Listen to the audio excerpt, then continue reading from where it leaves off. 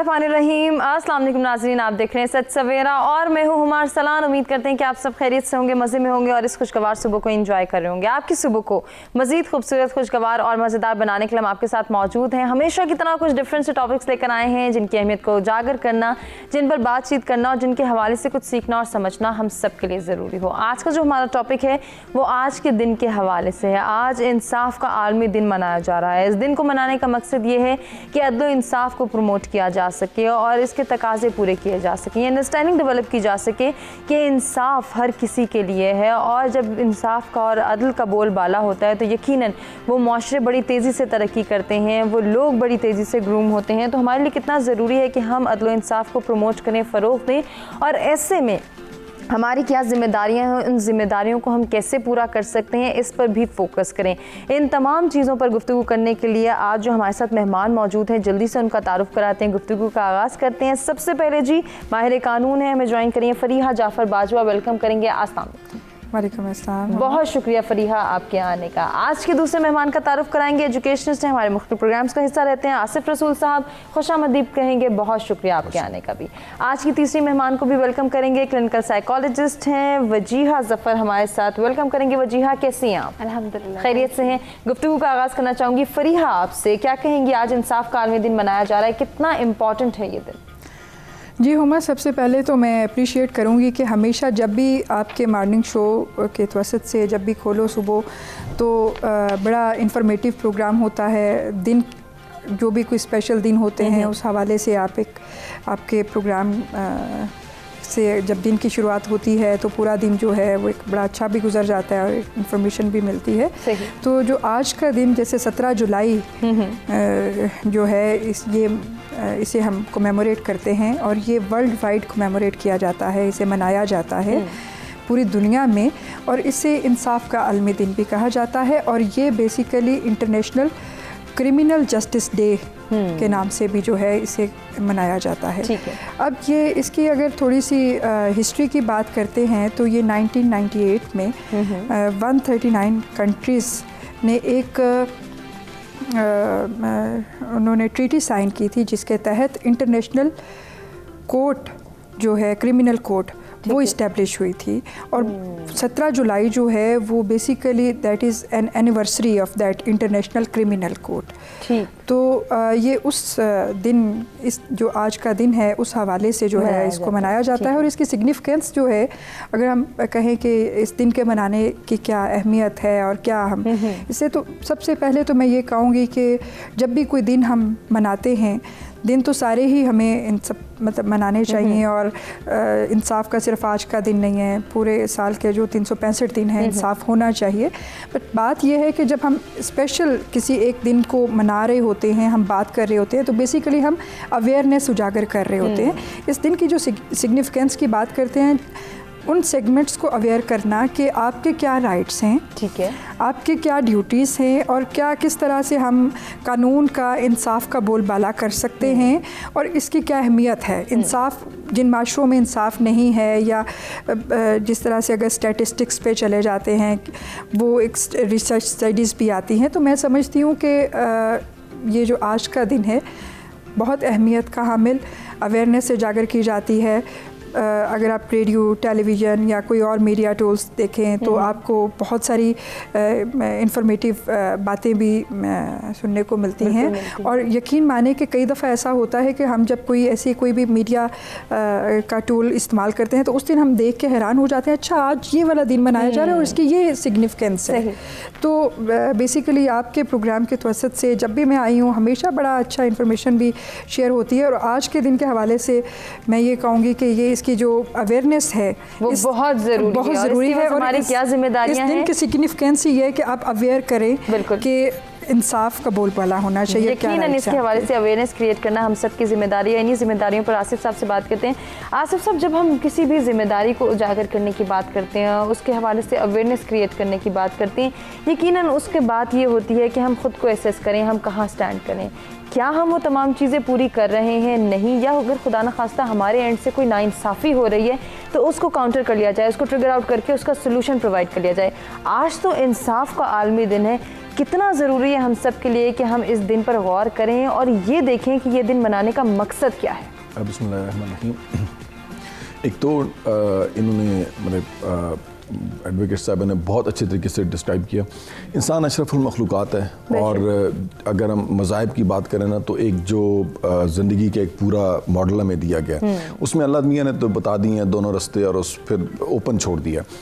इसमें मुझे जो सबसे ज़्यादा स्ट्राइकिंग अपनी दीन से भी मिलता है, फिर हम वेस्टर्न वर्ल्ड को भी देखते हैं, तो मुझे सबसे वो ज़बरदस्त उसका वो कॉन्वर्सेशन लगती है जब विंस्टन चर्चिल बरतानवी वज़ीर-ए-आज़म आलमी दूसरी जंग में उसको बताया गया कि बरतानिया हार रहा है, तो उसने कहा कि क्या हमारी अदालतें काम ठीक कर रही हैं, तो उन्होंने कहा नहीं ठीक कर रही हैं, तो उसने कहा कि अब मुझे कोई डर नहीं है। अब आप इससे ना आप इसकी अहमियत का अंदाज़ा लगा सकते हैं कि मतलब क्या है। फिर हज़रत सल्लल्लाहु अलैहि वसल्लम का कि आप देखें कि ये जो दीन इस दुनिया में फैला, सबसे ज़्यादा जिसके ऊपर फोकस रखा गया वो इंसाफ के ऊपर, इसकी बेसी इंसाफ है। और फिर उसमें एक वाक़या जो बड़ा खूबसूरत है हज़रत सल्लल्लाहु अलैहि वसल्लम के हवाले से कि जब आप सल्लल्लाहु अलैहि वसल्लम के सामने एक केस पेश किया गया एक औरत का, और बड़े बड़े लोग उस सरदार आ गए कि नहीं इसको थोड़ी सी फेवर दी जाए, तो रसूल सल्लल्लाहु अलैहि वसल्लम ने कहा कि अगर इसकी जगह पे फातिमा बिनते मोहम्मद भी होती तो मेरा यही डिसीजन होता। फिर इसी तरह देखें कि आली जा एक अमेरिकन था, उसने कन्विंस किया लोगों को कि हम क्यों ना यार ऐसा मज़हब अपनाएं जिसकी बुनियादी इंसाफ है। और अब देखें कि क्या मज़े की ये अट्रैक्टिव चीज़ थी कि बहुत सारे लोगों ने इतना सुना हुआ नहीं था और उन्होंने एज इट इज़ इसको एक्सेप्ट कर लिया। तो ये चूँकि आलमी दिन के हवाले से, और मैं इसमें सच सवेरा को इसलिए हम अप्रिशिएट करते हैं कि ये एक तो भरपूर तरीके से हर जो डे होता है बड़े भरपूर तरीके से मनाता है, तजदीद का दिन होता है और रिवाइवल का उसके ऊपर। तो जब हम माशरों की बात करते हैं तो अभी हम दोनों का कंपैरिजन देखें ना तो हमारे पास वो माशरे जिसमें ये समाजी अदल होता है, उनकी आप देखें, लोगों की कंडीशन देखें, लोग किस तरह मतलब अपनी जो सलाहियतें हैं उनको कैसे बरूकार ला रहे हैं, किस तरह उनको हर किसी को अपॉर्चुनिटीज मिल रही हैं। और जिन माशरों में ये चीज़ अनफॉर्चुनेटली नहीं पाई जाती उसमें देखें कि वो फिर बाकी तो सारे एस्पेक्ट को छोड़ दें, आप सिर्फ देखें ना हार्डवेयर और सॉफ्टवेयर इंसान का अगर सॉफ्टवेयर डिस्टर्ब हो जाए ना, इससे बड़ी कोई डिस्टर्बेंस कोई नहीं है। तो इस इंसाफ के हवाले से कि अगर कोई इंसान मसलन अगर किसी भी हवाले से उसने देखा है ना कि मेरे साथ कोई अदल इंसाफ नहीं हुआ है, तो आप देखें उसका सॉफ्टवेयर इफेक्ट हो गया है। और जितने भी दुनिया में बड़े बड़े लोग इसके मतलब वो प्रोपोनेंट्स होते हैं जो इसके ऊपर जो इसकी फेवर में बात करते हैं, जो जिन्हें हम कहते हैं कि सेल्फ एक्चुअलाइजेशन के स्टेज पे बैठे हैं कि वो दूसरे इंसानों का ख्याल रखते हैं, वो क्यों इसको शायद आम बंदे के लिए तो शायद इतना वो उसको इतना इंपॉर्टेंस ना दे, लेकिन उनको पता होता है कि अगर इसके ऊपर अगर काम कर लिया गया तो आप देखें कि उन माशरों में ना तरक्की बड़ी ज़बरदस्त होती है। उस हवाले से ये बहुत इंपॉर्टेंट, बिल्कुल बहुत इंपॉर्टेंट डे है और इसकी जो हम जिस तरह से पहले भी बात कर चुके कि अहमियत को उजागर करना हम सब की जिम्मेदारी है। जब वजीहा हम बात कर रहे हैं जैसे कि आज के दिन के हवाले से कितना ज़रूरी है कि उन माशरों को आइडियलाइज़ किया जाए, उन माशरों के हवाले से स्टडी की जाए या उन पर गौर व फिक्र किया जाए जहाँ इंसाफ का बोलबाला है, और फिर अपने माशरे में, अपनी कंट्री में, अपने आप के अंदर वो तब्दीलियाँ लाई जाएं जो कि लाना ज़रूरी है। क्या कहना चाहेंगे? अस्सलाम वालेकुम। अच्छा, अदल इंसाफ की जहाँ तक बात हो रही है तो मैं एज अ साइकोलॉजिस्ट इस पर रोशनी डालना चाहूँगी कि एक इंडिविजुअल की अगर बात करें तो अदल इंसाफ का पैमाना तभी हम पूरा करते हैं जब हमें राइट्स का पता हो और हमारा जो मेंटल फ्रेम है वो सिर्फ अपने तक महदूद ना हो। हम इंसाफ की बात वहाँ करते हैं जहाँ पे हम अब हमारी अपनी चीज़ें आ जाती हैं, हमारे अपने राइट्स आ जाते हैं, तो हकूक़ भी पूरे करने चाहिए, बहुत ज़रूरी है। तो पहली चीज़ अदल इंसाफ की जहाँ तक बात करें तो वो मेंटल फ्रेमिंग की मैं बात करूँगी कि जब हम चीज़ों को सिर्फ अपने नज़रिए से देखते हैं तो हमारे अदल इंसाफ के पैमाने भी गलत हो जाते हैं। हमें लगता है कि हम विक्टिम बन गए हैं, हमारे साथ ज्यादती हुई है, और वहाँ से फिर अदल इंसाफ के पैमाने गलत होते हैं, वो मेजरमेंट्स, वो पैरामीटर्स गलत हो जाते हैं। जहाँ पे हम अक्सर हम देखते हैं बहुत केसेस में, बहन भाइयों के मामलात में, जायदाद के मामलात में, छोटे छोटे जो मामलात होते हैं उनमें हम देख रहे होते हैं कि बड़े बड़े जो हैं उनमें मिस्टेक्स हो रही होती हैं और सामने वाले की पर्सनालिटी इतनी वेल ग्रूम्ड होते हुए भी वो वहाँ पे गलती कर जाता है। उसकी वजह यही होती है, गलती तो हम इंसान हैं, वो एक हमारा एक राइट भी है, हम करते हैं, लेकिन द पॉइंट इज कि उस गलती को सुधारना, समझना कि कहाँ गलत हो रहे हैं, उसमें हम बहुत देर कर देते हैं या शायद उसको समझते ही नहीं है। अब यहाँ पर बात आती है परवरिश की भी कि घर में वो अदल इंसाफ, आपने सोसाइटीज़ की बात की तो सोसाइटी एक घर का अगर माहौल है तो मदर का रोल बहुत होता है कि घर में वो बचपन से ही अदल इंसाफ के मायार क्या बनाते हैं, घर में क्या तरबियत रखते हैं, तरबियत के मायार क्या हैं और उनमें आप एक बच्चे के साथ कैसे इंसाफ करें हैं, दूसरे के साथ हम अक्सर ही कह देते हैं ना, छोड़ दें, छोटा है बड़ा है, हम इन सब चक्रों में, इन सब चीज़ों में इंसाफ को मार देते हैं। बिल्कुल। और वहाँ से हमारी सोसाइटी में वही जब बड़े होते हैं वही सोसाइटी बनती है, वही पैरामीटर्स बनते हैं, वही हम चीज़ें छोड़ देते हैं कि सही है गलत है, उस चीज़ से हट जाते हैं। बिल्कुल। So this is very important कि हम मतलब इंसाफ को प्रॉपर तरीके से अवेयरनेस के साथ अप्लाई करें और एक घर में स्पेशली उसका माहौल बनाए। घर से ही मुआशरा बनता है और माँ, स्पेशली माँ का रोल सोसाइटी में बहुत वो गोल भी है कि अगर एक माँ जो है वो अच्छी तरबियत कर देती है तो एक बच्चे की अच्छी तरबियत नहीं करती, पूरा मुआशरा उसमें इंक्लूड होता है। वो तो सोसाइटी में ज़रूरी है कि हम अपनी जिम्मेदारियों को समझें। और जैसे कि वालिदैन की बात हो रही है, एक माँ की तरबियत की बात हो रही है, तो इसी तरबियत के सिलसिले को आगे बढ़ाएंगे, तरबियत पर ही फोकस करेंगे और एक बच्चे की अपब्रिंगिंग में, उसके ब्रॉटअप में क्या क्या चीज़ें होना ज़रूरी है, इसके हवाले से हमारे तीनों मेहमानों का क्या कहना है, उन्हीं से जानेंगे। एक ब्रेक के जाने बड़े, ब्रेक से वापस आते हैं, कंटिन्यू करते हैं।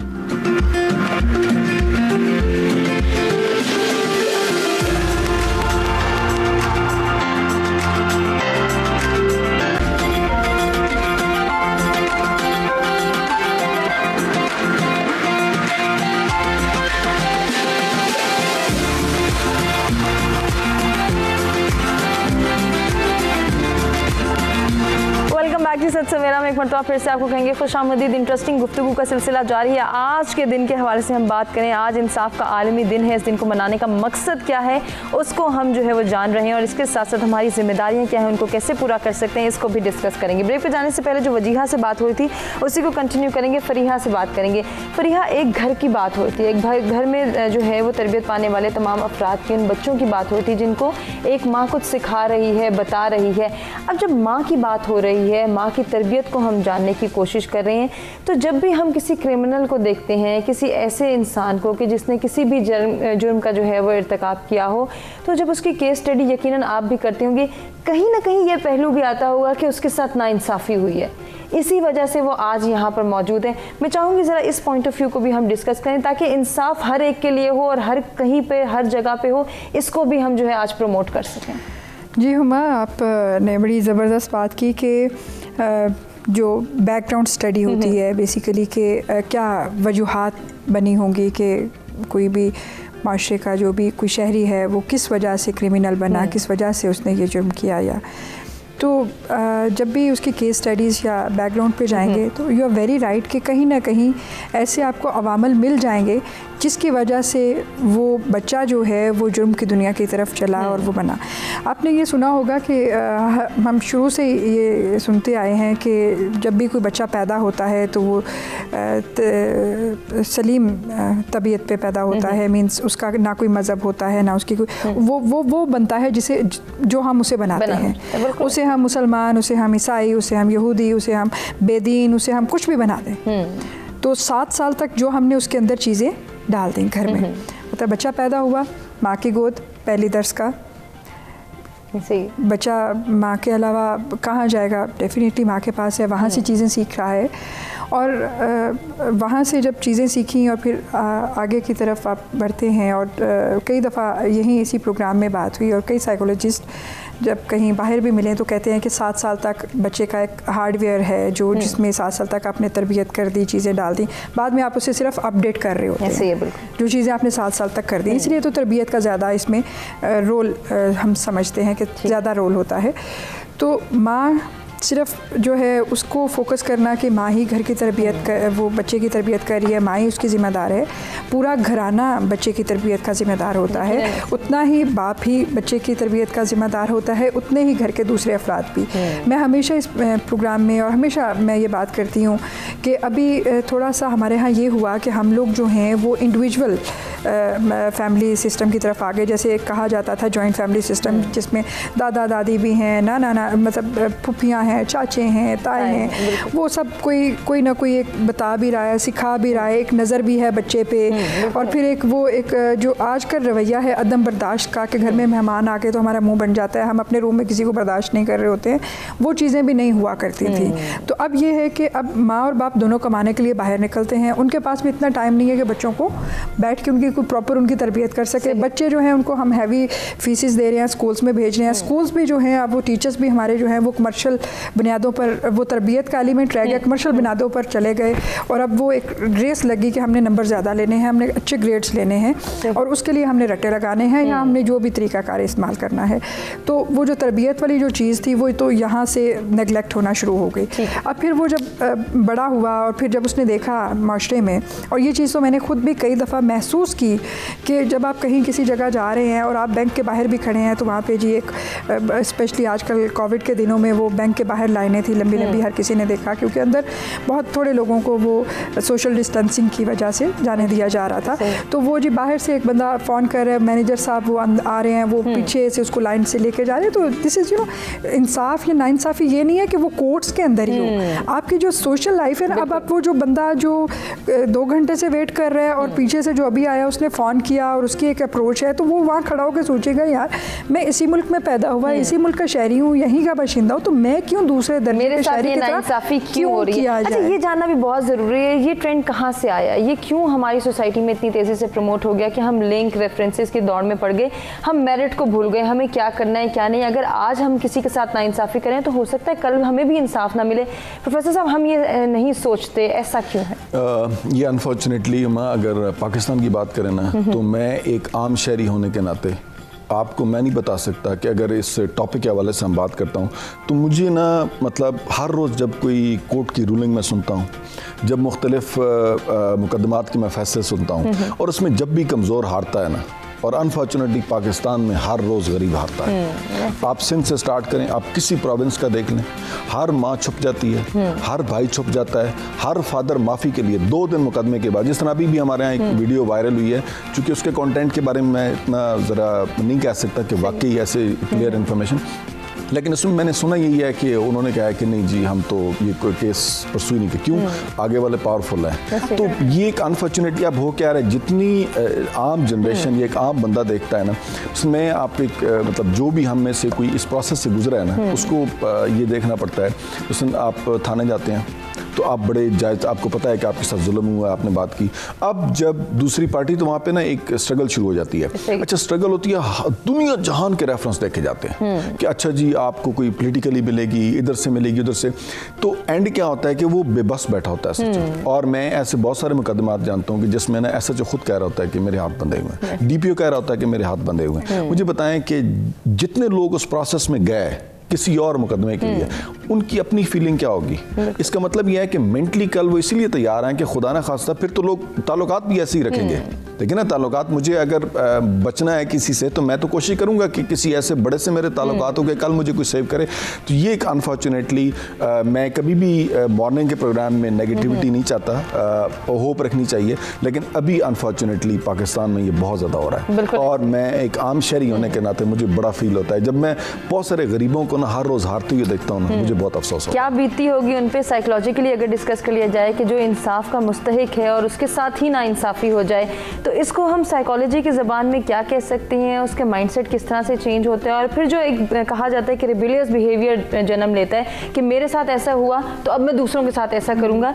साइकोलॉजी इसके हवाले से हमें क्या बताती है और कितना ज़रूरी है इसको कंट्रोल करना? वजीहा, क्या कहना चाहिए? आपने जो सवाल किया ना, इट्स लाइक एन ऑनियन, इसको लेयर बाय लेयर खोलते जाएं तो ये ना अनएंडिंग एक सिचुएशन है या एक इसका आंसर होगा। टू कट शॉर्ट, ये जो हम नाइंसाफ़ी की बात करते हैं, मोस्टली अगर हम देखें जो केसेस देखते हैं, हम वही बात करूंगी मैं कि जो मैम फ्रिया ने बात की कि कोर्ट कचहरी से हट के बात करें नॉर्मल लाइफ के अंदर, तो ये जो अदलो इंसाफ जहाँ पे हम डेली लाइफ में इसमें कमी पेशी कर रहे होते हैं ना, ये हमारे अंदर एक स्पेस खला छोड़ी होती हैं चीज़ें, और ये हमारी पर्सनालिटी के अंदर एक एम्प्टीनेस, रिबेलियस एटीट्यूड, कुछ भी कह सकते हैं, क्योंकि हर इंसान पर डिफरेंट इफेक्ट होता है। ठीक है, अब हम मोस्टली जो क्लिनिक के अंदर देखते हैं, ज़्यादातर केसेस आते हैं जो विक्टिम्स होते हैं या जो जिनके साथ जाती हुई भी होती है, हर लिहाज से उनके अंदर इतनी ज़्यादा उनकी नफ्सियात तबाह हो जाती है, चाहे उनकी फैमिली हो, चाहे उनका करियर हो, चाहे उनकी पर्सनल ग्रोथ हो, पर्सनल ग्रूमिंग हो, हर जगह वो चीज़ें फिर आना शुरू हो जाती हैं। अगर करियर में कहीं कोई एक पॉइंट है जिसमें अदल इंसाफ की बात करते हैं, वो एक सिर्फ ये नहीं कि करियर से रिलेटेड होगी, वो इस इंसान की ज़ात के ऊपर इफेक्ट कर देगी, उसके तजर्बे के अंदर जब वो चीज़ें चीज़ें आना शुरू होती हैं, वो डिपेंड करता है वो कितनी सवेयर लेवल की हैं। तो इसमें अदलो इंसाफ के अंदर जो बात करते हैं ये बहुत बुरी तरह इंसान की पर्सनैलिटी पे अफेक्ट करता है।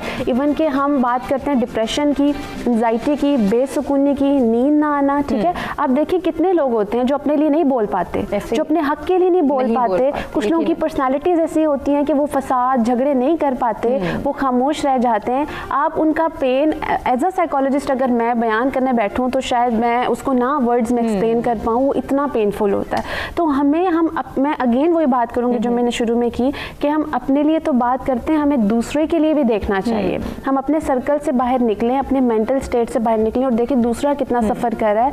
इतनी ज़्यादा मेंटल जो डिसऑर्डर्स हैं वो इसमें आ जाते हैं, लिटरली स्लीप इश्यूज़ आ जाते हैं, खाने के इश्यूज़ आ जाते हैं, घर का पूरा माहौल ख़राब होता है। और ये अदल इंसाफ जो है ना वो हर जगह आता है, हर छोटी छोटी बात पे आता है। अगर हम अपने रवैयों में ये देखें कि कहाँ पे हम अदल कर रहे हैं तो यकीन जाने हमारी कितनी सारी जो बेसुकूनी के एलिमेंट्स आ रहे हैं ना वो ख़त्म ही हो जाए। किस तरह से अपने रवैयों को एसेस किया जा सकता है, कैसे हम जो है वो जजमेंटल होकर अपने बारे में सोच सकते हैं कि हम क्या करें, क्या करना चाहिए, कहाँ स्टैंड करें, क्या हमारे लिए बेहतर है, क्या आने वाले वक्त में हमें नुकसान पहुँचा सकता है। बहुत सारी ऐसी चीज़ें जो हम अपनी ज़ात के साथ भी इंसाफ करें तो यकीन हमें बदलनी होंगी। वो क्या क्या अवामिल हैं, वो क्या क्या चीज़ें हैं जिनसे हमें गुजरना है, इसी को कंटिन्यू करेंगे। ब्रेक के जाने बड़े ब्रेक से वापस आते हैं खूबसूरत गुफ्तगू के सिलसिले बात।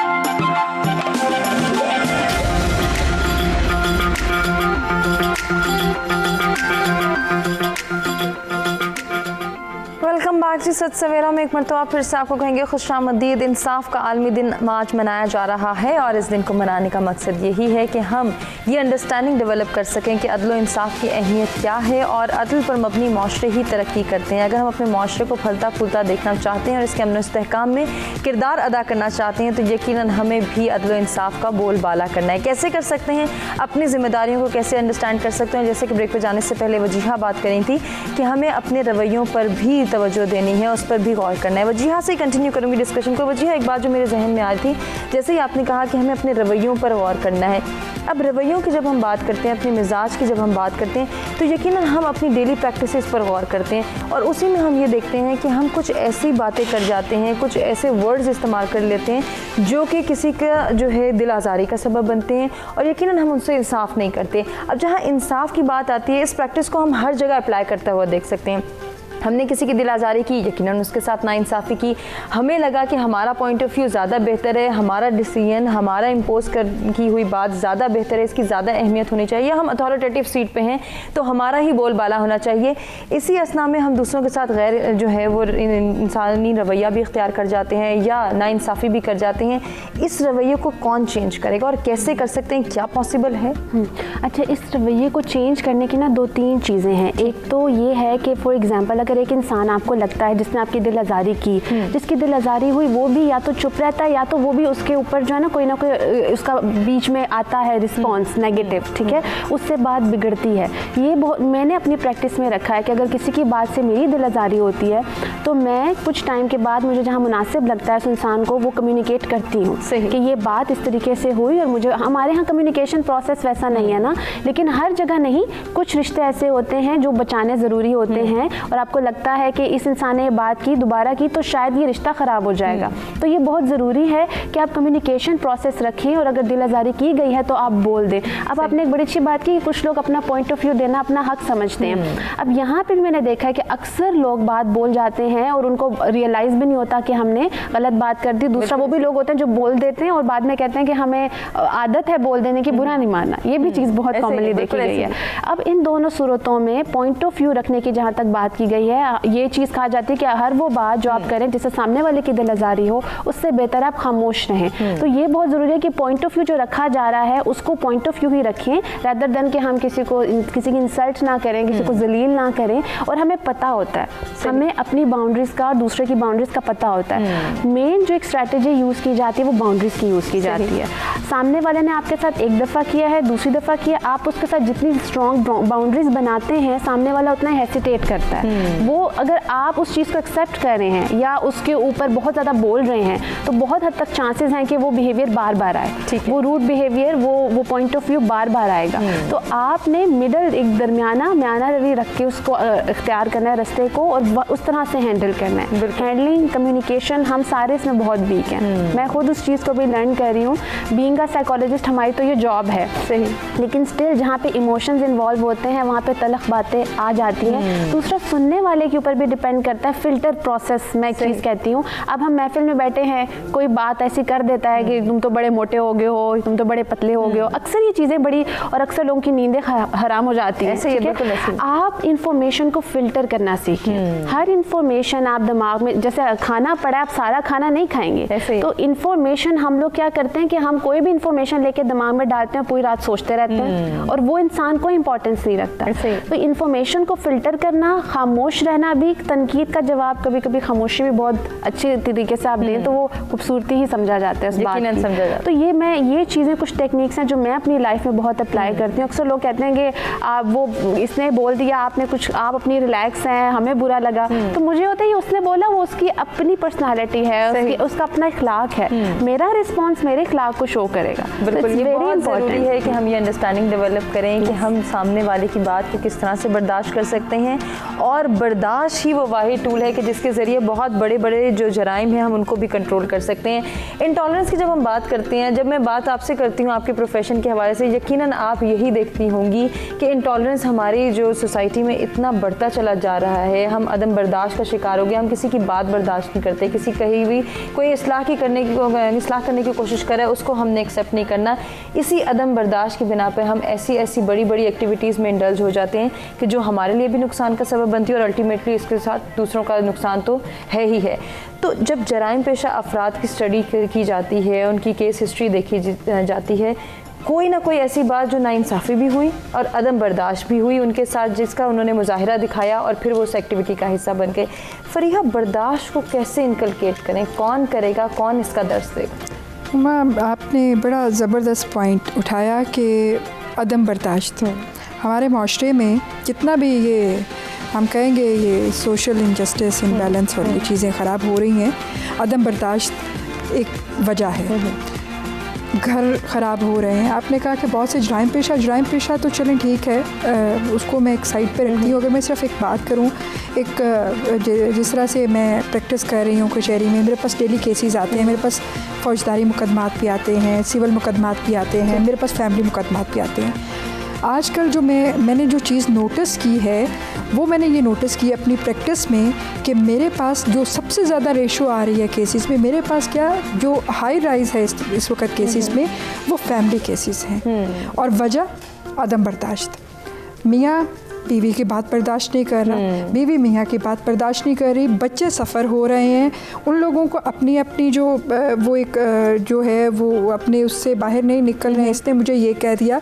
और मैं कभी मैं जब कोर्ट में होती हूँ और ऐसे बड़े कोई डिप्रेसिंग सीन होते हैं कि बहुत दुख होता है, स्पेशली फैमिली कोर्ट्स में जब वो बंदा देखता है कि आप 20-20 साल शादीशुदा ज़िंदगी गुजारने के बाद जब आप कोर्ट में आके उस शादी को ख़त्म कर रहे हैं, आपके बच्चे बीच में जवान हो रहे हैं, वो सफ़र हो रहे हैं, बच्चियाँ हैं, वो बाप की तरफ देख रहे हैं, वो उनको भी नहीं छोड़ना चाहते, वो माँ को देख रहे हैं, उनको भी नहीं छोड़ना चाहते। फिर वो 20 साल पहले जब शादी हुई थी तो जो सामान जहेज़ दिया गया था उसका दावा किया जाता है, और वो उसकी उस वक़्त अभी अगर देखें मार्केट वैल्यू जो है वो अगर वो 50,000 हो तो हम 1.5 लाख रुपया फ़ीस दे देंगे, लेकिन हमने क्या करना है, अपना 5 रुपये का नुकसान करके अगले बंदे को 2 रुपये का नुकसान हमने ज़रूर पहुंचाना है। और उसमें भी केसेस में मैंने कई दफ़ा आर्ग्यूमेंट्स में, क्रॉस एग्जामिनेशन में, एविडेंस में मैंने कौन सी चीज़ वहाँ पे देखी, वो जो सीनरी दी थी उसका शीशा टूटा हुआ है तो उसके डैमेजेस क्लेम करने हैं। भाई आप कहाँ हैं, आपका घर टूट गया, आपकी फैमिली टूट गई और आप सिनरी के पीछे लगे हुए हैं। तो अदम बर्दाश्त, फौजदारी मुकदमात, कोई जुर्म करता है, वो सारी चीज़ें, वो तो खैर बहुत हीनियस चीज़ें चली गई। मैं देखती हूँ कि हमारा पूरा फैमिली सेटअप ख़राब हो गया सिर्फ एक अदम बर्दाश्त उसके ना होने की वजह से। और फिर अगर हम देखते हैं कि फ़ौजदारी जो मामलात हैं, जराइम पेशा जो लोग हैं, वो किस तरह से अब मार्केट में आप चले गए, आप रोड पे गाड़ी चला रहे हैं, आपने ये भी कई दफ़ा देखा होगा, मार्केट तो साइड पे छोड़ते हैं, आप देखें आप ड्राइविंग कर रहे हैं और हर बंदा एक दूसरे को क्रॉस करने के अब कितने सेकंड्स के लिए बराबर आते हैं, हार्डली 30 सेकंड्स के लिए आप कहीं बराबर ड्राइव कर रहे होते हैं, तो उसमें अना का मसला बना लेना, हॉर्न्स करना, फिर एक दूसरे को ओवरटेक करना, और मैंने तो कई दफ़ा देखा लोग शाउट भी कर रहे होते हैं। दिस इज़ ऑल दैट अदम बर्दाश्त। अब वो किस तरह से, ये तरबियत से होगा। हमारे पास साइकोलॉजिस्ट हैं, बड़ी अच्छी उन्होंने बात की, और जब वो बात कर रही थी ना कि हमने किस तरह से चीज़ें ठीक करनी है, तो मैं बड़े ध्यान से सुन रही थी। समहाउ अब ये चीज़ें हम सोसाइटी में सराहियत कर चुकी हैं, बिल्कुल ऐसे, और अब इनको मतलब कम करने के लिए या इससे कॉप अप करने के लिए हर बंदे को इंडिविजुअली काम करना है। क्या काम हो सकता है, क्या सजेशन हैं आप सबके पास, आप सबसे ही जानेंगे। एक ब्रेक की जानिब नाज़रीन हमें बढ़ना है, ब्रेक से वापस आते हैं, डिस्कशन को आगे बढ़ाएं।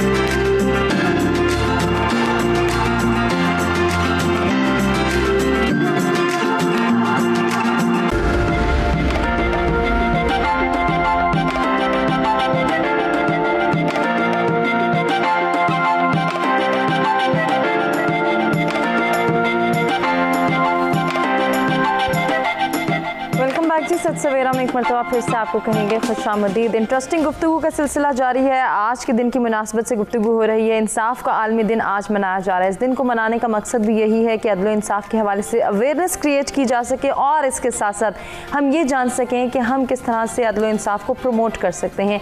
एक ऐसे माशरे में ज़िंदगी गुजारना हर किसी का ख्वाब होता है कि जहाँ अदल व इंसाफ पर मबनी फ़ैसले किए जाते हों, जहाँ इंसाफ का बोलबाला हो।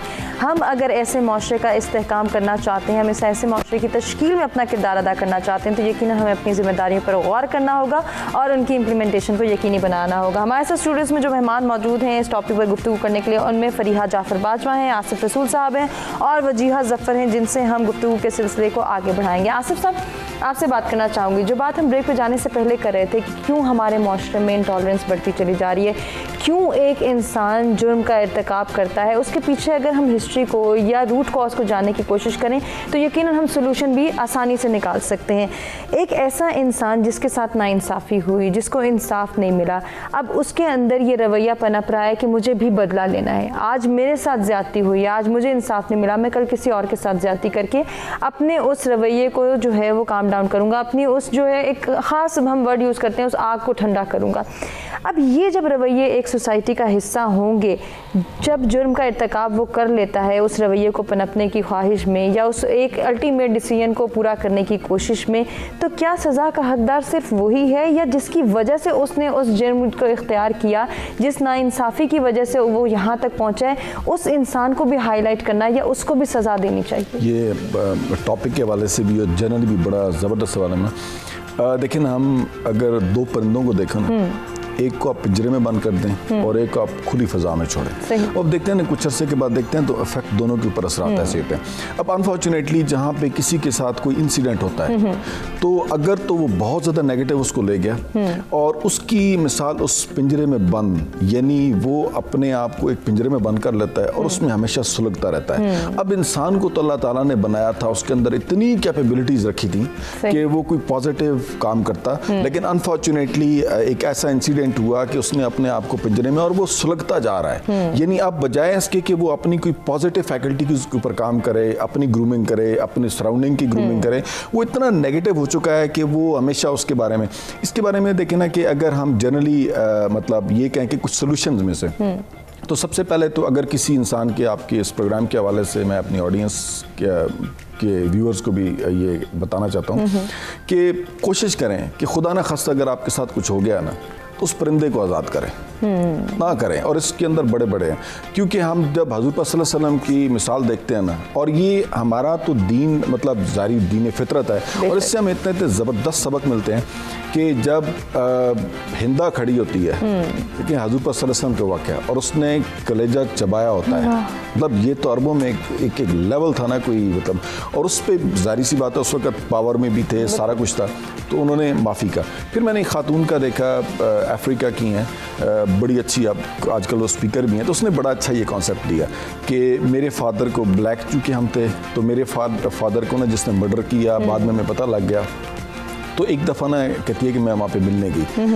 अब इस प्रोसेस जब मैं बड़ी हो रही थी तो मेरी माँ हर वक्त चीखती थी, परेशान होती थी, और वो मुझे इतना ज़्यादा डैमेज करता रहा था कि मैं अपने किसी उसके ऊपर प्रेजेंट, अपनी जो पॉजिटिव साइड है ना, उसके ऊपर कभी देख ही नहीं सकी। कहती है फिर मैं जाकर उससे मिली और वापस आई तो मैंने अपना वो जो पिंजरे वाला था ना परिंदा, मैंने उसको आज़ाद कर दिया और मैं उसको कंप्लीटली फॉरगिव करके आ गई हूँ। अब देखिए ना, ये खातून शायद अगर वही अपने अंदर जज्बात सुलगा के रखती तो ये कभी कोई मोटिवेशनल स्पीकर ना बनती। अब अमेरिका में इतने अच्छे वो प्रोग्राम कर रही है और उसकी इसी के ऊपर एक बुक भी बड़ी अच्छी आई है। और वो कह रही है कि नहीं जी, कोशिश करें कि अपने आप को, क्यों, अब देखें ना कि अगर केमिस्ट्री की हम बात करें तो जो ही आपके अंदर मनफी जज्बात बढ़ते हैं तो आपकी ना ये गरारियाँ अंदर बहुत तेज़, और वो कई दफ़ा होता है कि चूँकि वजिया बैठी हैं साइकियाट्रिस्ट, बेहतर इसको डिस्कस कर सकती हैं कि अनकंट्रोलेबल हो जाते हैं। अच्छा। और जब अनकंट्रोलेबल हो जाते हैं तो ये जितने मतलब डीप डिप्रेशन में चले जाते हैं। अब जितनी मर्जी ट्राई कर लें, अनफॉर्चुनेटली वो नहीं कर रही होती, क्योंकि वो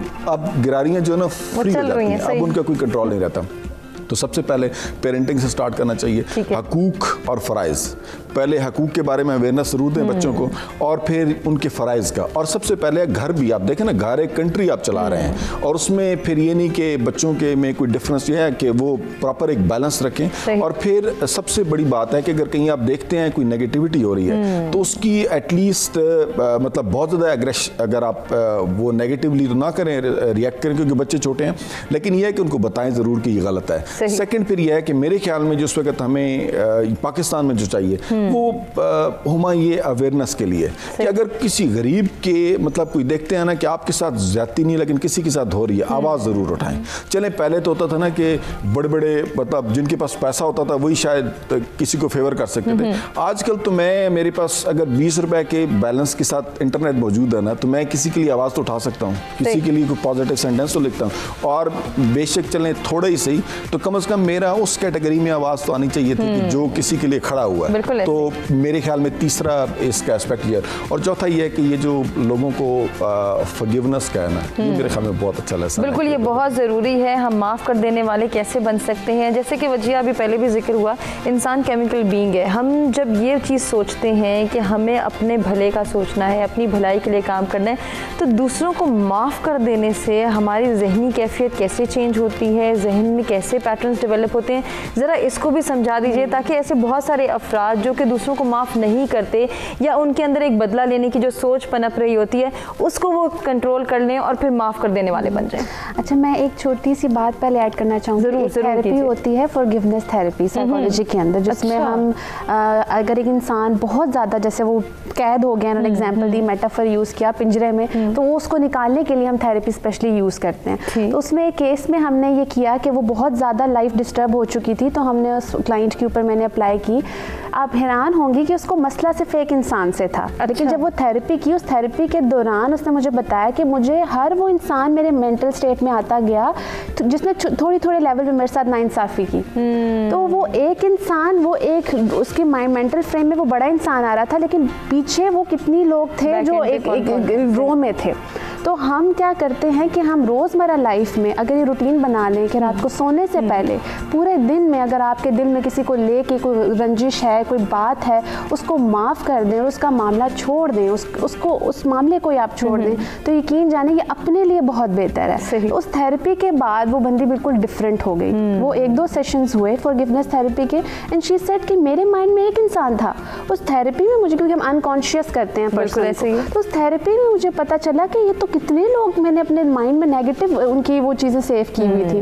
तो वो डाटा जो है ना थोड़ा थोड़ा करके फिर बड़े लेवल पे आ जाता है, फिर आप अच्छी भी चीज़ को नेगेटिवली लेना शुरू कर देते हैं। तो दिस इज़ वेरी इंपॉर्टेंट कि ये एकदम माफ़ करना बहुत मुश्किल है, स्पेशली अगर किसी ने बहुत बड़ा, जैसे उन्होंने एक एग्जांपल दी कि माँ वो फीड करती ना, माँ का जो पेन था वो उसके माइंड में फीड होता गया, तो ये बहुत मुश्किल हो जाता है। लेकिन छोटे छोटे लेवल पे करना बहुत ज़रूरी है। और फॉरगिवनेस अगेन मैं अपने क्लाइंट्स को भी मेंशन करती हूँ जो प्रोग्राम देख रहे हैं उनको भी कि फॉरगिवनेस ये नहीं है कि हमने सामने वाले को बस छोड़ दिया, फॉरगिवनेस ये कि आप अपने आप को छोड़ें, अपने आप को आज़ाद करें, अपने आप को रिलैक्स करें। वो जिसको आप लेके माइंड में नेगेटिव हो रहे हैं वो अपनी ज़िंदगी में रिलैक्स है, उसका मामला अल्लाह पे छोड़ दें। आप अपने आप को सजा दे रहे हैं, वो पेन जो है वो आपकी ज़िंदगी को तबाह कर रहा है। तो हमारा ये मेंटल फ्रेम होता है ना कि हम माफ़ नहीं कर रहे तो अगले को हम नुकसान दे रहे हैं। सही, ऐसा कुछ भी नहीं है, नुकसान आपकी ज़ात को जा रहा है। तो फॉरगिवनेस की जहाँ तक आपने बात की तो ये रोज़ाना करना बहुत ज़रूरी है। बिल्कुल, ये किस तरह से कर सकते हैं वो तरीक़ाकार भी हमें वजीहा ने बता दिया। गुफ्तगू के सिलसिले को आगे बढ़ाएंगे, आज के दिन की मुनासबत से मज़ीद भी गुफ्तगू करेंगे अपने तीनों मेहमानों से, लेकिन इस ब्रेक के बाद।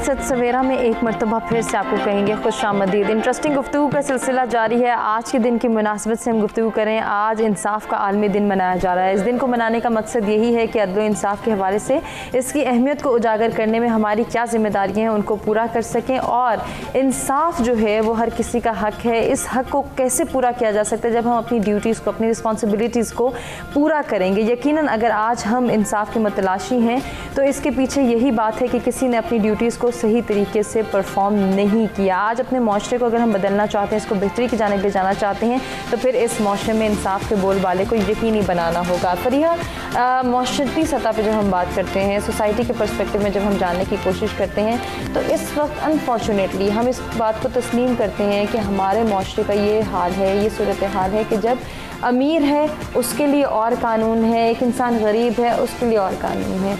अब अमीर को जब इंसाफ लेना होता है वो डंके की चोट पर ले लेता है। गरीब जब इंसाफ डिमांड करता है, यकीनन उसके अंदर एक ये हम कह सकते हैं कि ये बेयकीनी होती है कि उनसे इंसाफ नहीं मिलेगा। ये जो हम मिसट्रस्ट करते हैं, हमारे यहाँ ट्रस्ट इश्यूज बहुत बढ़ते चले जा रहे हैं। इनको कौन कंट्रोल करेगा कि अगर आज मैंने कानून तोड़ा है तो यकीनन मैं सज़ा का हकदार हूँ, कल कोई और कानून तोड़ता है और उसके पास कोई रेफरेंस होता भी है तो उसे सज़ा मिलेगी। इसको हम किस तरह से बदल सकते हैं? ये बेयकीनी कैसे ख़त्म हो सकती है? देखिए, ये जो हम कहते हैं कि हमारे मुल्क में अमीर का अलग कानून और गरीब का अलग कानून, ऐसा कुछ भी नहीं है। कानून एक ही है, उसकी इम्प्लीमेंटेशन ठीक नहीं है। मैं हमेशा ये कहती हूँ कि हमारे पास बड़ी ज़बरदस्त किस्म की बड़ी आइडियल लेजिस्लेशंस हैं हर फील्ड में। We have jungle of laws. हर कोई वायलेशन है, हमारे पास उस पर कानून मौजूद है। मसला कहाँ पे होता है? मसला उसकी इम्प्लीमेंटेशन पे होता है। जो इम्प्लीमेंटिंग एजेंसीज़ हैं वहाँ पे जाके इश्यूज क्रिएट होते हैं, वहाँ पे जाके हर्डल्स क्रिएट होती हैं। अब जिस तरह से ये कहा जाता है कि अगर कोई गरीब कोई कुछ जुर्म करता है तो वो फंस जाता है, कोई अमीर करता है तो उसमें से निकल जाता है।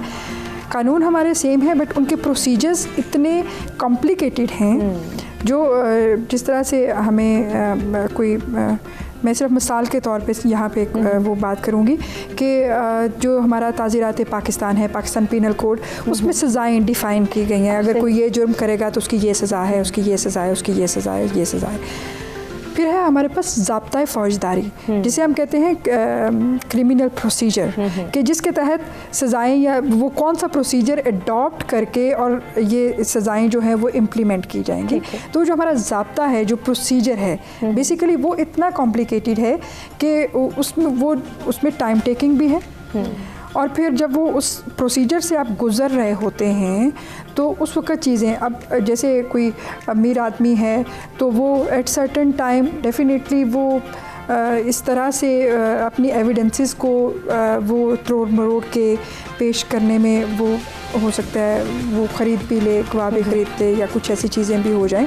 बट मैं ये कहूँगी कि कोशिश कर रही हैं अदालतें भी। मैं उनको ये नहीं कहूँगी कि जी बेंच और जो है वो हमारे जो जजेस हैं वो प्रॉपर, वो बड़ी एक आजकल एक वो चल रहा है कि एक जज ने ये कहा कि जो प्रोसिक्यूशन है, जो मुल्ज़म है और जो मुद्दई पार्टी है, उन दोनों को केस का पता होता है। सिर्फ ये जज ही होता है जो ऊपर बैठा ट्रायल पे होता है कि भाई मैं डिसाइड करूं कि इनमें से कौन ठीक है कौन गलत है।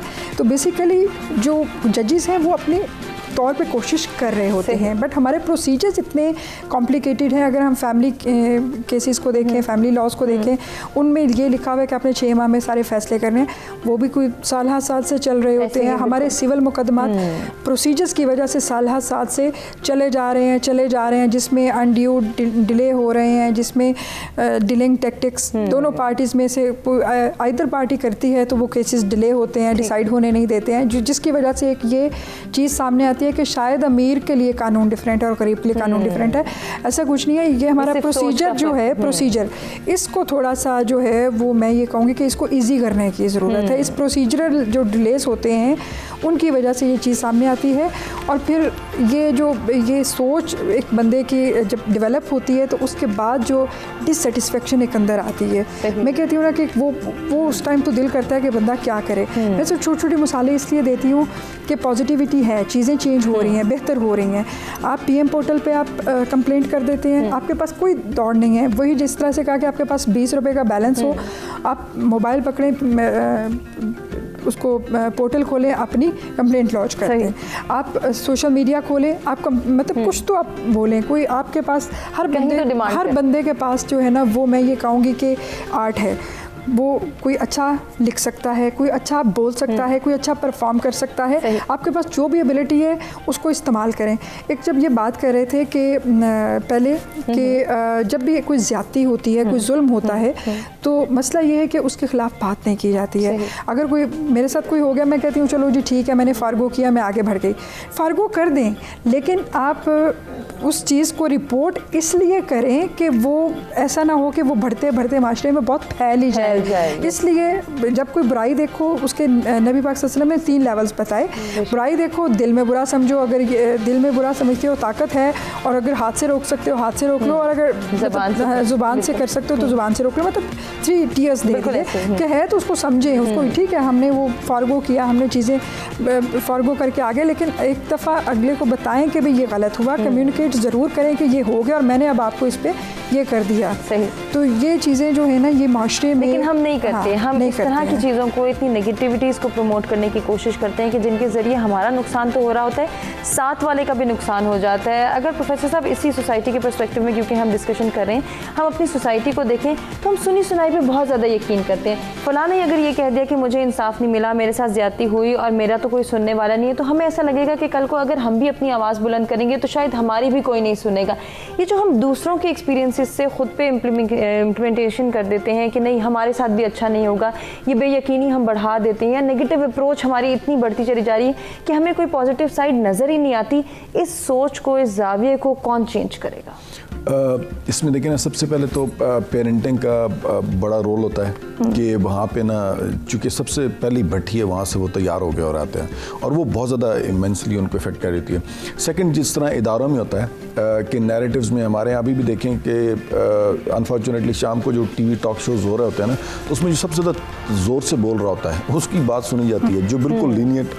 मैंने एक जगह पे एक्सपेरिमेंट, मतलब वो मैं ऑब्जर्व कर रहा था कि हमारी सोसाइटी में मतलब जनरली बात करें तो कि एक हाईली रिफाइंड कल्चर से बाहर से एक बंदा आया, तो वो हम एक जगह पे बैठे हुए थे, तो वो अब टर्न टेकिंग पे ना इतनी देर से वो वेट करता रहा। मैं साइलेंटली उसको ऑब्जर्व कर रहा था कि ये इतनी देर से बात करना चाह रहा है, लेकिन यहाँ से जोर से कहने वाले ना इतनी जल्दी वो टर्न अपनी ले लेते हैं, और उसकी ना एंड पे जब खत्म हुई तो मैं बाहर, तो मैंने कहा, आप कहते हैं मैं तो वेट ही करता रह गया। मैंने कहा इधर तो फिर जब तक आप नहीं लगाएंगे जोर।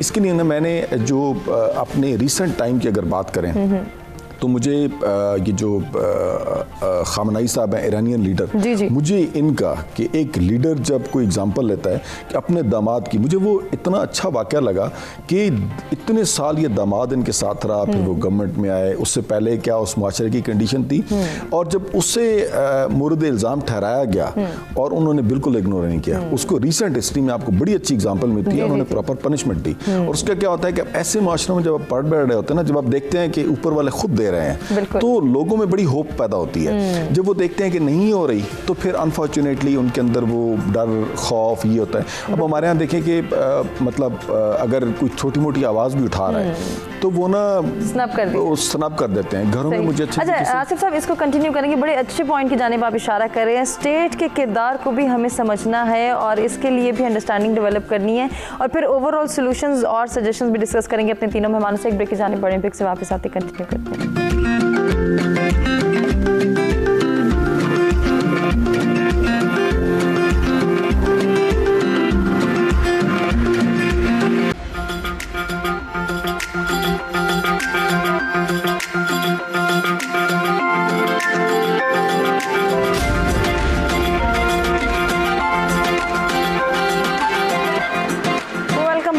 सवेरा में एक मरतबा फिर से आपको कहेंगे खुशामदीद। आज के दिन की मुनासबत से गुफ्तगू का सिलसिला जारी है। इंसाफ का आलमी दिन आज मनाया जा रहा है। हम भी इस दिन को मना रहे हैं और अपनी जिम्मेदारी को पूरा करने की कोशिश कर रहे हैं। अपने तीनों मेहमानों से लास्ट सेशन में हम जानेंगे सॉल्यूशंस और सजेशंस के किस तरह से अंडरस्टैंडिंग डेवलप करनी है। लेकिन उससे पहले हम आसिफ साहब से बात कर रहे थे, स्टेट के किरदार को हाईलाइट करने की हम कोशिश कर रहे थे। ज़रा इस हवाले से भी कुछ सजेस्ट कर दीजिए कि एक स्टेट अपने माशरे को किस तरह से बेहतर बना सकती है।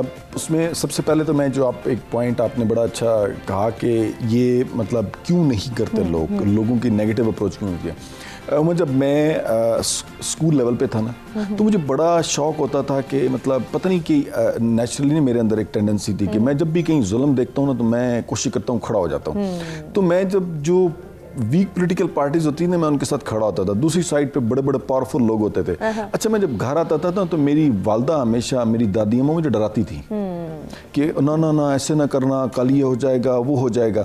देखिए वो एक ये आपके अंदर अगर ये मतलब डाला जाए, ये खौफ डाला जाए, तो आप जिंदगी में कभी, और वो बचपन में डाला जाए, तो आप हमेशा ही जहन में रखेंगे कि ये पावरफुल हैं, ये नहीं चलेंगे।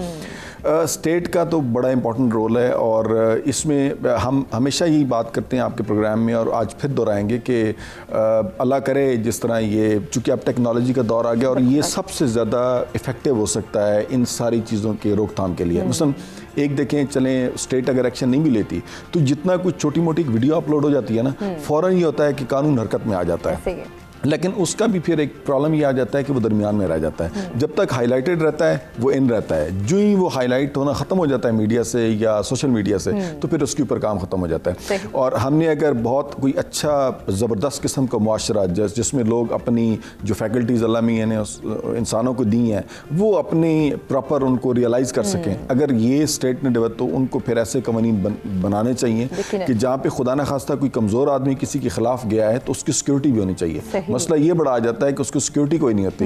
वो शाम को जब घर आता है तो वो अकेला होता है, स्टेट उसको नहीं कर देती। इसके ऊपर मेरे ख्याल में अगर थोड़ा बहुत काम हो जाए, रिस्पांसिबिलिटी ले ले तो बहुत अच्छा। यकीनन बहुत अच्छी सजेशन आपके सामने जो है आपने सामने रखी है। वजीहा, आप क्या सजेस्ट करना चाहेंगी? अपने एंड से हम किसी के साथ नाइंसाफी ना करें, ऐसा बिहेवियर कैसे अडॉप्ट किया जा सकता है? अपने बिहेवियर को रोजाना चेक करना बहुत जरूरी है। ये नहीं कि जिस टाइम हमने बुरा किया है, हम क्योंकि बहुत सारे बिहेवियर्स कर रहे होते हैं, हमें पता नहीं होता और वो हमारी जात का हिस्सा बन जाते हैं। तो अक्सर हम बोल देते हैं, हम कहते हैं मेरा मकसद तुम्हें हर्ट करना नहीं था, तकलीफ देना नहीं था, लेकिन क्योंकि हमारी आदत बनी हुई होती है, जैसे मैंने बात की कि वो केमिकल लेवल पे ही हमारे अनकंट्रोलेबल बिहेवियर्स होते हैं। तो डेली लाइफ में अपने बिहेवियर्स को चेक रखना और अपने नफ्स को काबू में रखना, जैसे घोड़े को लगाम देना जरूरी होता है ना, इसी तरह नफ्स को चेक करना, लगाम देना बहुत जरूरी है। तो ऑल द टाइम अपने लिए क्रिटिकल रहें, अपने आप को खुद जज करें, दूसरों को जज करने के अलावा, ये बहुत जरूरी है ताकि हमें खुद पता हो हम कहाँ गलत हैं। हम सबके अंदर कोई ना कोई कमजोरी है। अल्लाह ताला ने हर एक बिहेवियर के ऊपर ना आजमाइश रखी है। किसी इंसान को गुस्सा बहुत आता है, किसी इंसान को रोना बहुत आता है, हर बिहेवियर पे आजमाइश है। तो आप अवेयर होंगे तो आपकी आजमाइश जो है ना, आपकी लर्निंग का प्रोसेस बन जाएगा, यकीनन बन सकेगी। खूबसूरत सजेशन आपकी जानिब से भी आई है। फरीहा, आप क्या सजेस्ट करना चाहेंगे? ओवरऑल माशरे की हम जब बात करते हैं, तो इस माशरे में हमने ही इस माशरे के तमाम अफराद को इस आदत को अडॉप्ट करने पर मजबूर करना है कि वो इंसाफ के दर पर हों और इंसाफ का बोलबाला करें। हाँ, मैं ये कहूँगी कि स्टे पॉजिटिव।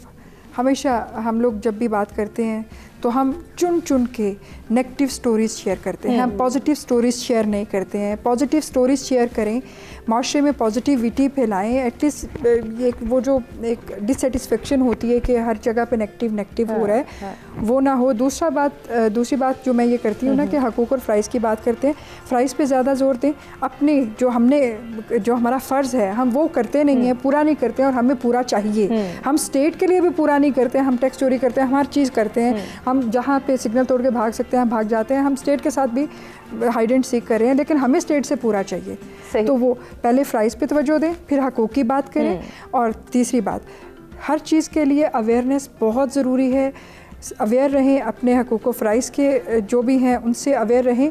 और तब्दीलियाँ कभी भी ओवरनाइट नहीं आती हैं। अगर हमारा माशरा अब इन्हतात की तरफ जा रहा है, नाइंसाफ़ी बढ़ रही है, हर चीज़ हम देखते हैं करप्शन बढ़ रही है, हर चीज़ बढ़ रही है, तो पॉजिटिव स्टोरीज शेयर करें, इंडिविजुअल लेवल पर कोशिश करें। और तब्दीली हमेशा आहिस्ता आहिस्ता आती है, तब्दीली आएगी इंशाल्लाह एक दिन। बहुत अच्छा पाकिस्तान बिल्कुल ऐसे, ये बहुत अच्छी बात है आपने हमारे साथ शेयर की। तमाम मेहमानों का शुक्रिया भी अदा करेंगे। यकीनन नाज़रीन आपको भी हमारा आज का प्रोग्राम पसंद आया होगा। जाते जाते अपने तीनों मेहमानों से गुजारिश करेंगे कि हमारे व्यूअर्स को कोई ना कोई मैसेज दें। फरीहा, आपसे स्टार्ट करना चाहूँगी।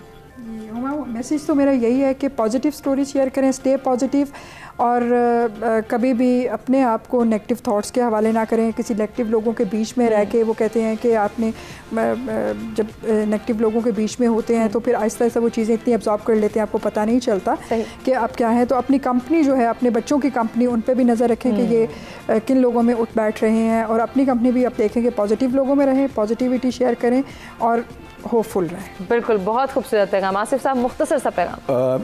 मैं ये कहना चाहूँगा, चूँकि वालिदैन भी बैठे होते हैं प्रोग्राम में, कि आप हम में से हर इंसान है ना एक दिन दुनिया से जाना है और हमने एक लेगेसी छोड़ के जानी है। हम अगर ज़हन में ये रखें ना कि जिस दिन मैं चला जाऊँगा लोग क्या याद रखेंगे, तो आपके पास एक बड़ा ज़बरदस्त वो आ जाता है, हकूक़ का भी और फ़राइज़ का भी पैराडाइम आ जाता है। तो माँ बाप की कोशिश करें कि जब वो जाएँ या उनके बच्चे इस दुनिया में अपने मुख्तलिफ़ कामों के लिए आएँ, तो उनकी वो लेगेसी देखेंगे किसी की, ये किसके बच्चे हैं, कितनी मेहनत से तैयार किए गए हैं। और फिर आपकी जहाँ जहाँ पे मतलब हकूक़ है उनका ज़रूर ख्याल रखें, लेकिन जहाँ जहाँ पे आपके फ़राइज़ हैं वो पहले ज़रा आपने। बहुत खूबसूरत पैगाम। वजीहा, आपसे भी यही गुजारिश, हमारे व्यूअर्स को कोई मैसेज दे दें। अदल इंसाफ है तो मैं इसी से रिलेटेड मैसेज देना चाहूँगी कि जहाँ पे आपको लगता है आपके साथ ज्यादती हो रही है, तो जिस लेवल तक आप उसके ऊपर बात कर सकते हैं या रिपोर्ट कर सकते हैं, वहाँ तक करें, बिना डरे, बिना खौफ के, क्योंकि ताकतवर अल्लाह की ज़ात है। इंसान का कोई रोल नहीं है, कुछ भी नहीं कर सकता।